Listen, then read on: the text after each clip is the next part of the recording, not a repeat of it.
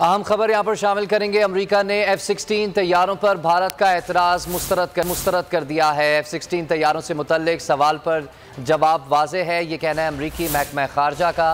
पाकिस्तान के साथ F-16 का प्रोग्राम बहुत अरसे से है, ये कहा एंटनी ब्लिंकन ने। पाकिस्तान के लिए ये कोई नए तैयारे, नया निज़ाम या नए हथियार नहीं है।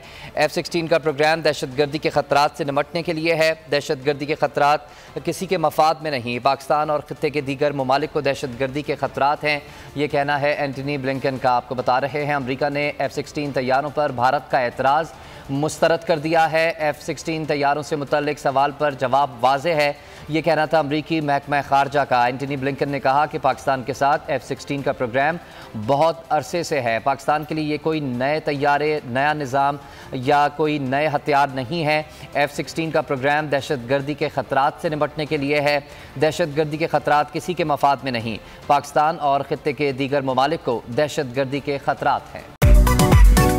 मेरी टैक्सी में बैठ जाओ, जहां तक ले जाऊंगा।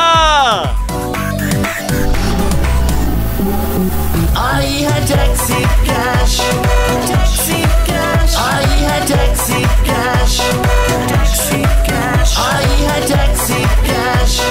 कभी टैक्सी वाले ने सवारी को किराया दिया, सुना है ये सीट नहीं हॉट सीट है। अब जिंदगी में करेंगे ऐश, क्योंकि आ गई है टैक्सी कैश। आई है टैक्सी कैश।